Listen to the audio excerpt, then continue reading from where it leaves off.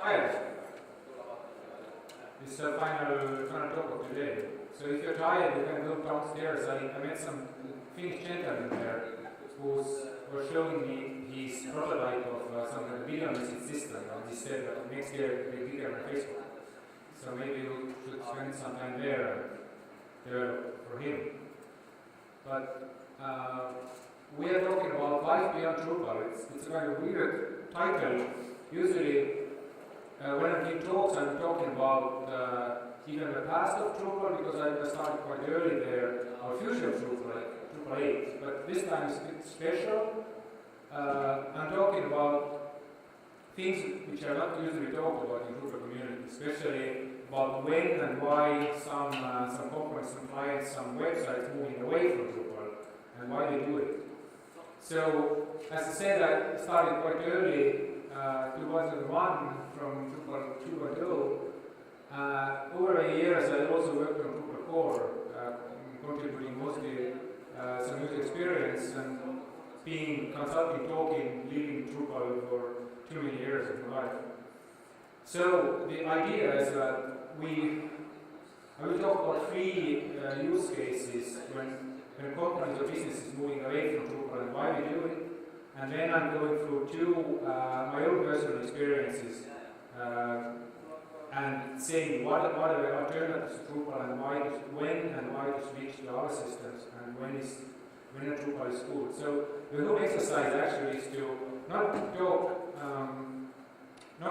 talk negatively about the cases when people are moving away from Drupal. Actually, it can be a very cool case to actually understand when and why Drupal is good for, and when it's not enough, and when it's kind of going in the wrong way, or in some cases you need something else.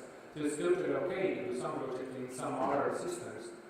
You can learn from them and maybe contribute and see the Drupal in new eyes.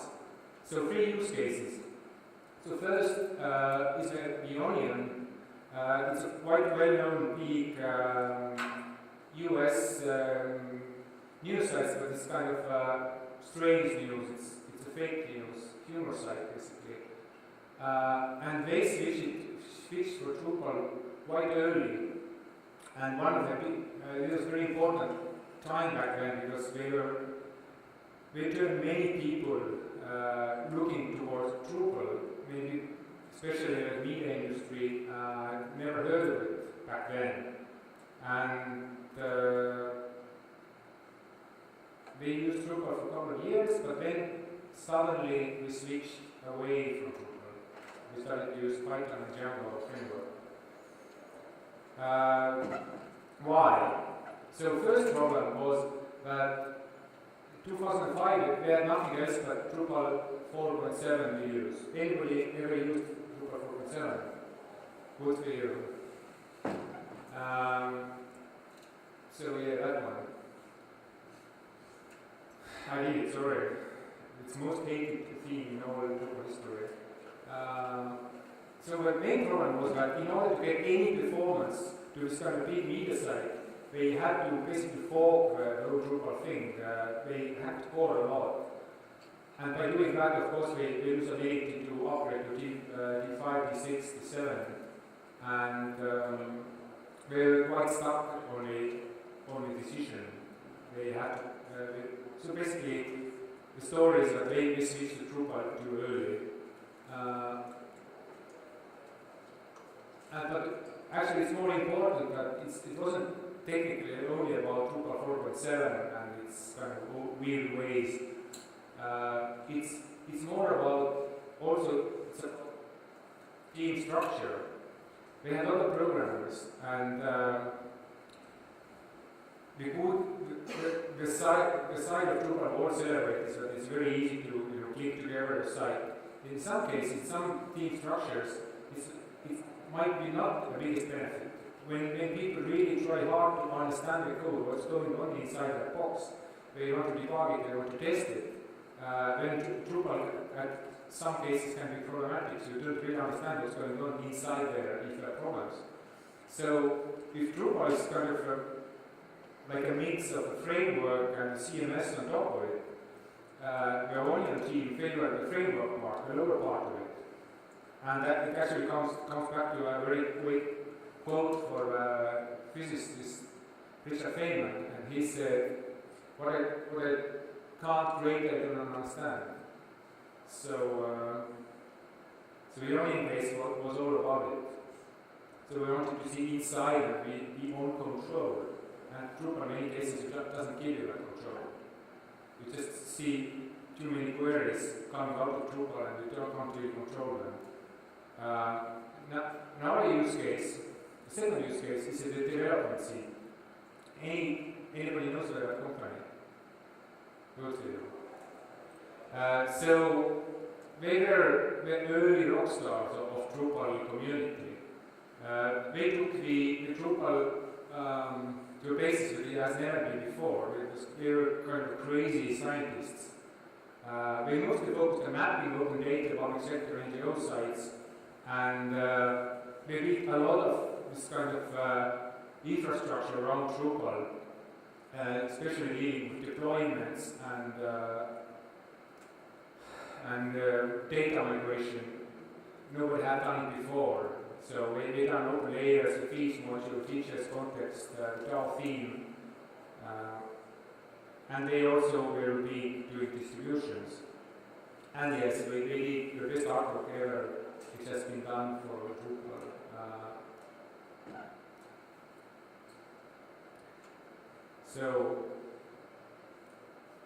But then suddenly, and people say that if you want to see where Drupal goes, follow the development scene. But in 2011, suddenly they sold all the property they had related to Drupal and moved on to different path. They sold also the distributions they had, operator and managed menus. And the focus was now solely on mapping. And as we started as a kind of a Drupal mapping company dealing with a lot of geodata, we found out that Drupal was too heavy, too big, too complex, not really meant for this kind of lightweight, especially mobile-oriented use cases. And the third kind of related use case is let's do it world. It's an initiative now takes place in the whole world. It's about mapping where waste is in our nature and cleaning it up. So it's quite impressive venture, and there are a huge amount of geodata, like 500,000 of markers basically on a map, and it's there will be new data coming in every day. So we decided to be on Drupal 6, use MySQL and open layers. That was the kind of tools you had to use back then, a couple of years ago. And in order to support this kind of crazy amount of geodata, we added some magic geoclustering server-side. So actually this talk was meant for a business track. So I have no code to share with you, but I luckily have one query to show. So that's the query to display the map I showed before. So it's the first page, second page, third page, fourth page. And that was optimized now. So definitely in this point Drupal really breaks down. It's not really meant to be this kind of heavy geodata use. And for the next version, we're actually planning to move away from Drupal, actually untie the whole mapping thing from a CMS. They might even maybe use Drupal for entering the data, but the whole mapping thing goes away. It works on Postgres as it's supposed to be, and they have data rendering in order to support this kind of big data. So those were three cases, mostly dealing with mapping, where Drupal is not the perfect solution, and some cases when the problems are about either a code base or some scalability issues. So now I'm going through two use cases from my own personal experience when somebody has to decide whenever Drupal is a good solution or not. So the first use case is again about city mapping, but it's not technical about mapping that much. So the use case is that my hometown has idea of getting together house owners of a city, and everybody would add some information about their own house, you know, who were the previous owners, maybe some old stories, so pictures and stuff, kind of create this kind of community heritage site. And the idea is very, very simple. There's a map, you click on a map, and you can get the data of that particular house with some old pictures and some text about it. And how do you do it? It would be a really perfect use case for Drupal, right? So you create a content type, use geofeed, leaflet, feeds to actually import this house geometry. And maybe the community tools will, I don't know, or Perhaps. There are some problems. So the first problem is technical one. So there are 3,000 houses in the city. So if you want to render those in client side, that's a lot of stuff to push to a browser. But the most important thing is that if you know anything about this, any other city government or local government, you know that we don't have two things. We don't have money, we don't have people. But this building, this kind of community site, somebody has to manage that. You know, somebody has to herd the cats, monitor what's coming in, dealing with spam, rallying people to fill the data there, teach people, organize sprints, all this stuff. But there is nobody in city government who can ever do that because everybody's overloaded, everybody's underpaid. So there's no way this thing can turn off. So it's really not the fault of Drupal. Drupal is fine to feel that technical side of it, but it's this human resource problem that can't be solved with the Drupal technology only. So there is another alternative. So what if actually you somehow what if those people actually existing who could work for you for free, just because they are põhine? There are some cases where local communities want to wikify the cities, basically organize people around Wikipedia activists who systematically fill in the data about one particular city. In my city case, there are quite a bit of articles who are geotagged. And actually we could pull in that data to this kind of city public service. And we can use the people of the Wikipedia community to fill that data for us, or train people how to fill info to Wikipedia. So basically Wikipedia will be our backend. And Wikipedia has API, so we can pull the stuff like with the Node.js script and push it to a CountryDB's kind of cloud GeoServer thing, who does all the mapping and data mining for us.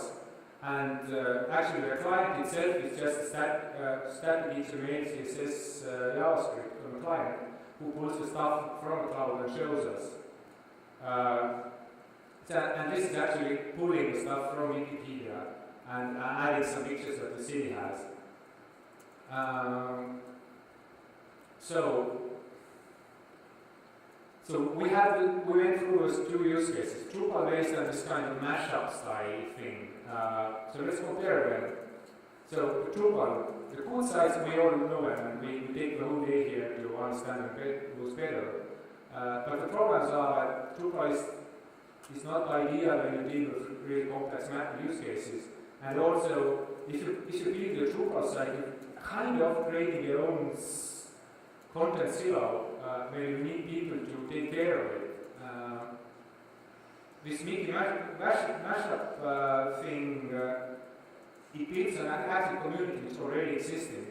And Wikipedia already has tools for moderating and discussion content. They have all the policy, all the infrastructure there to deal with all this kind of editorial questions.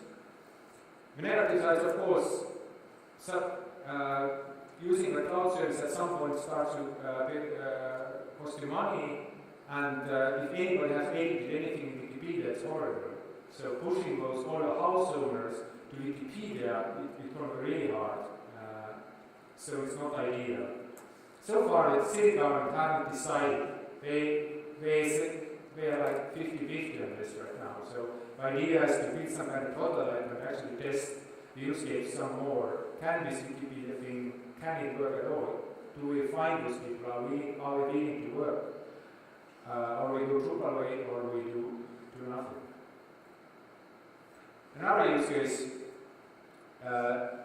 it's a travel community. I've been running for too many years now,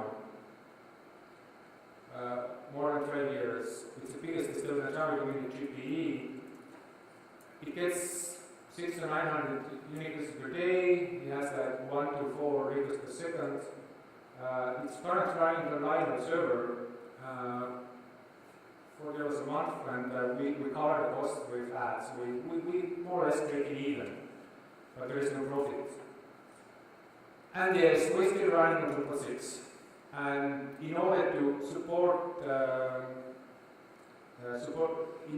in order to make the site scalable, we had to make some performance improvements. Yes, we had core. Yes, we added some indexes. Yes, we added some tables. Yes, we modified some columns. And it's nasty, but back then we couldn't do any better. That was a long time ago. And we keep falling behind technically. The whole system is so complex, so hacked. We also have really, really complex rules set up, scheduled rules who do something there. We have content type with 6 date reads and 4 computed date reads, and all of them are somehow interrelated, and all of them trigger somehow in some other fields. So nobody really wants to touch that thing anymore. And we track Drupal from Drupal 2 to Drupal 6 all the way, all the upgrades, to 2, to 3, to 4, 4.1, 4.2, etc. So you can imagine what does it do with your data, what does it do with the data schema, what kind of crap you can find in the database. So there is no way we can put just upgrade PHP and hope that it upgrades to Drupal 7 or Drupal 8. Okay, we understood the problem and tried hard to look for alternatives. So there is a migrate module and the Drupal to Drupal migrate modules that you actually can use to take your old Drupal content from your old site and put it to a fresh new Drupal 7 site. So I wrote 1,000 of code, and you can see I converted half of the content and only the simpler ones. All this crazy data thing haven't been converted yet. So while doing that, and also, it's not just about migration. We need to do all the views, context, rules, config. Basically, we're creating a new site from scratch. Just we're bringing no data in. And we'll actually need to do it through by 8.2 at some point. So, while spending quite a lot of time there, at some point said, if I'm building the site anyways from scratch up, so why should I do it in Drupal? So is it any kind of simpler alternative which actually can be more scaling and more simplicity, or is it not? So let's say I don't want to drop Drupal, but I just want to see is there anything there. So and I tried Laravel. It's a quite new thing. It's PHP if you want MVC framework. If you know anything about Ruby on Rails or code igniter, it's kind of similar. But it's been more modern, more lightweight, nicer looking. And it's modern, that means it uses all the current components. It's composer based, it is very slowly beanstalk with other kind of background processes and stuff. And just to teach myself this new framework, to understand how it works, I made a use case. But what if I just trying to convert the GPE to a Laravel? It took 2 weeks, and it takes about two or three times more in order to complete this. So I'm still thinking about it. The good thing is that I'm now finally taking control of the performance. So Laravel by default doesn't have big database at all. So you need to figure out where you store the data. Is it the SQL thing? Is it the NoSQL thing? Maybe you keep your some stuff in memory. Whatever you need to do. So currently, to display this kind of complex page, it takes around 4 SQL queries optimized, and this is uncached. It's cached. It doesn't make any queries at all. It counts everything from memory, even grades from memory. And also, I can take care of all this async interactions. So if the user clicks something, we don't do everything in one go. We push some stuff like logging or sending emails or cache updates to the background, so we can make the site perform better for the user. So the whole thing is that if we take all these performance improvements, we technically could downgrade Drupal to 4 times cheaper server, maybe even some more. And if you have such an ability, maybe it turns your business model upside down. Maybe you don't need that ad money anymore if you can't run your site for $5 or $10 per month. Maybe you can organize some kind of donation thing and not have ads in the site at all. I'm just thinking about it. It's definitely there are definitely no decisions made yet, but important is how the technology choices can affect way more than you think first. So, but definitely the Laravel is not the magic solution. It's a framework, as I said. It's not CMS. So you need to have way more code than it used to be before. You don't have all this module system. You have to read your own data model, your core site structure. The security is way more your concern than it used to be. So you have way more responsibility than before. Laravel uses Packagist, that means composer module, PHP module. So technically you can use a lot of already existing plugins. It doesn't have its own plugin system like Drupal has. But comparing what Drupal has on offer in terms of contributing modules, that community doesn't have that much. So I'm going back to the scorecard now. So good, Drupal, we are on the good side of Drupal. But the problem were that we had some performance issues. In many ways, Drupal is a black box you can't really touch inside. And data models, anybody has done with fields and entities and how those things are put together for different tables. You don't have much control over them. And if you have performance problems, it's really hard to change or debug. Laravel good size, of course, it's lightweight, more than sexy. Your way find control over performance and what's going on inside the code.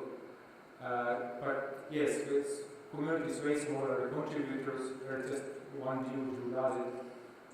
You have less support, fewer plugins, and you have way more code to take care of. You have way more responsibility on your shoulders.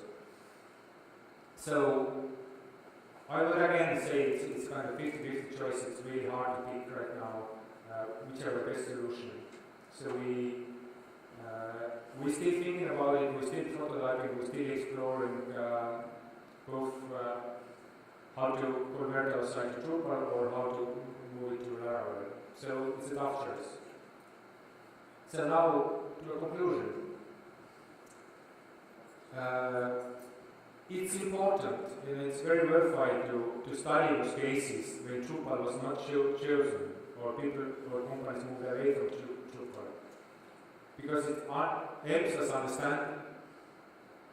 understand better when and how we should use Drupal in which cases, and when we need something else. And if you make decisions on what kind of technology to use, don't only consider your technical or business reasons, also consider what kind of people you have in the team, or what kind of people you need to hire. What's the long-term sustainability of the project? Is there anybody in the future who can take it over? Can you simplify the whole thing? Can you simplify the stack? Maybe in many cases, with Drupal scalability problems, you increase the stack. You put one there, you put memcache there.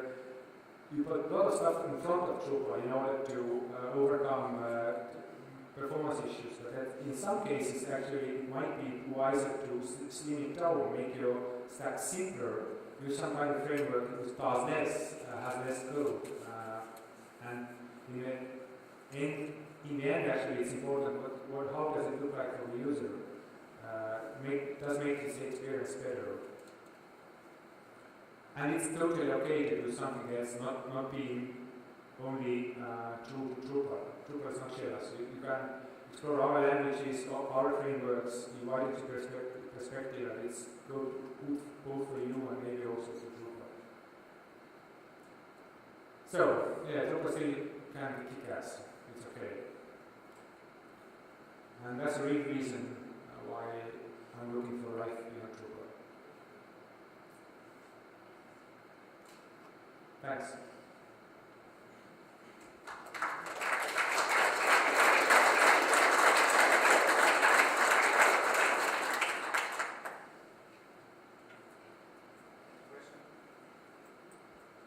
Any questions to Kristjan? You spoke about trip.ee. Why did you consider this particular framework? Why not Django, for example, or some other? First thing was that I wanted to stick to PHP. There's a lot of stuff out there already who very nice frameworks which are not using PHP. So I tried to stick to PHP because my partner and the other people around PHP knew only PHP. So I couldn't make that drastic change. So, and if I need to stick to PHP and look for frameworks, I looked at like 4 or 5 latest ones which are more popular, and Laravel turned out to be the nicest and faster and easiest to start working. And but definitely it's not the best in any sense. It seems somehow it's getting momentum and starting to get popular. When I started to use Drupal wasn't the most popular, most important one. It was a weird one. Nobody understood that because PHP Nuke and our crazy stuff was way more popular than that, and nobody could predict the future of Drupal. So we don't know what frameworks get bigger in the future. We just only assume and learn all of them, but just a little bit to understand what's going on.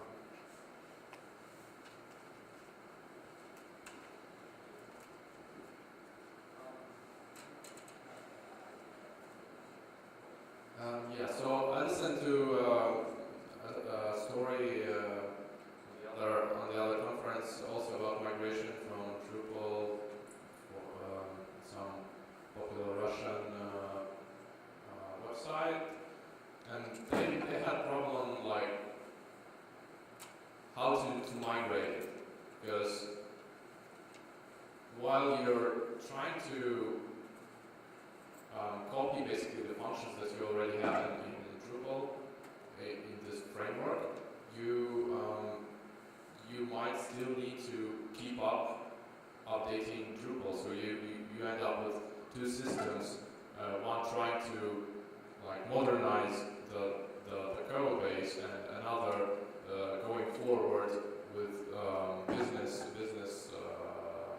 trying to keep up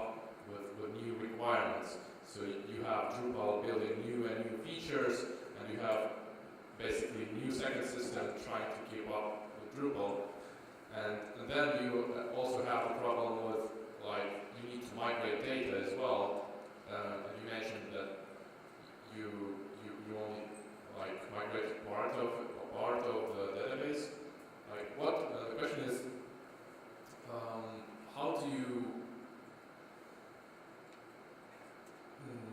explain to the business that you need to stop using Drupal basically for several months to write the new system, migrate everything, and then on one day stop and switch to the new system and expect everything to be 80% working at least, or somehow testable? Yes, it's hard, and actually it's the same case whenever you migrate like the old Drupal installation to the new one using this migrate module, or Drupal to something else.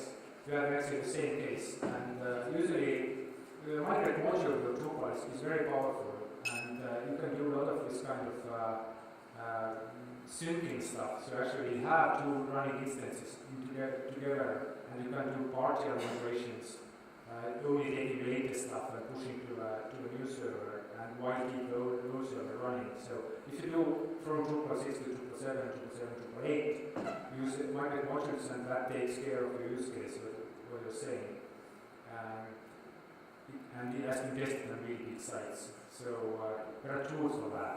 If you do migration from Drupal to something else, this is now your concern to provide this kind of hot data syncing between old site and new site and keep those updates in sync. So definitely from Drupal to Drupal is easier than Drupal to something else. And also, while you're migrating, you're actually digging up in old code that you, or well, no one may possibly remembers what it does or what it's for even, like what data it's using and why is it coming from there. Like, how do you deal with that part of code? Would you just kind of not copy it at all and expect business to later on remind you that there should be this functionality, or The best solution is to have this kind of live system when you keep the old stuff running, and at some point you just turn the old stuff read-only and make your new. At first you make the new stuff read-only, and let people write to old code base, old database. And if you're ready, you migrate over, so you make a new site right away. Make load data read-only, and if you only took some data out of it, you just keep the thing running, and you can later do additional migrations to bring even more data and put it inside a new site. Migrate module helps you do that. so you would have continuous synchronization? Sort of things.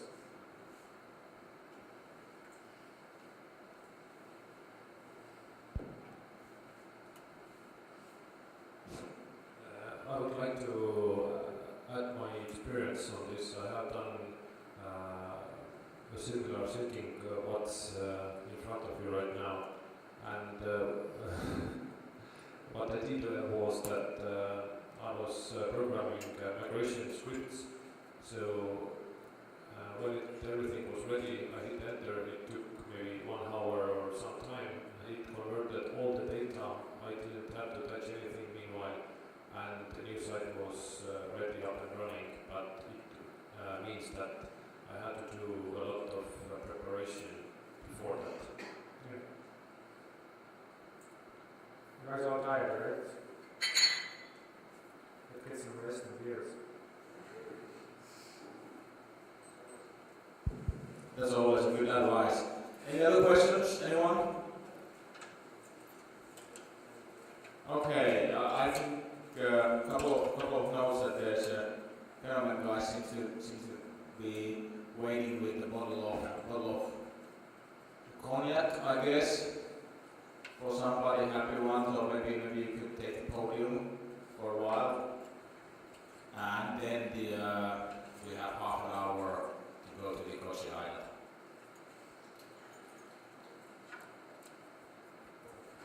So we had a little quiz today at Phenomen's concert table, so anyone who took the trouble to fill out the quiz, you have a chance to win a little surprise and take it home with you.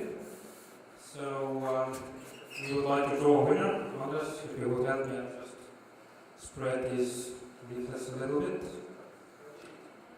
Yeah, don't take one. Maybe we'll let someone from the audience take. We decided that maybe all of you are not present, but we still take only one winner, and if it's not he or she is not here, we will mail this thing to him or her if he has an email address correctly written. Otherwise, we will take the second one. So, Jana. Anyone who's near enough.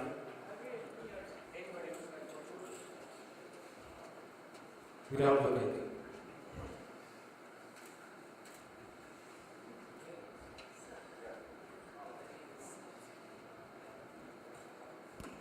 Tunis Tortes.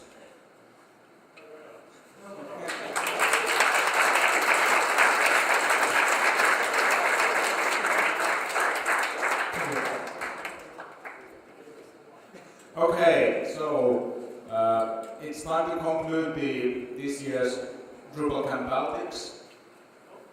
I don't speak Estonian this time because I don't have a paper in front of me, so I'll keep it in English. So it was a pleasure to see you all here. Excellent presentation from everybody. Please upload the stuff to SlideShare or the other cloud services. Share the links in Twitter. Use the hashtag DC Baltics. The next year's DC Drupal Camp Baltics site has not been decided yet, but there has been at least people from Lithuania here that has been shown the interest. But we'll discuss that between the Drupal associations and the other interested parties in the Baltic states, and inform you as soon as the decision has been made. But until then, we don't have yet the practice enough like in Drupal concert we could share the next place here, but we'll try to do that maybe next year. So if there is somebody that presents Drupal association in the Baltic states, then please send a mail to info@drupalbaltics.com and we'll take it from there. Now we have a half an hour before the party starts at Koshi Island, so grab your stuff. Try to remember the slide that I showed you at 9 o'clock where the place is, and we'll meet there. Thanks.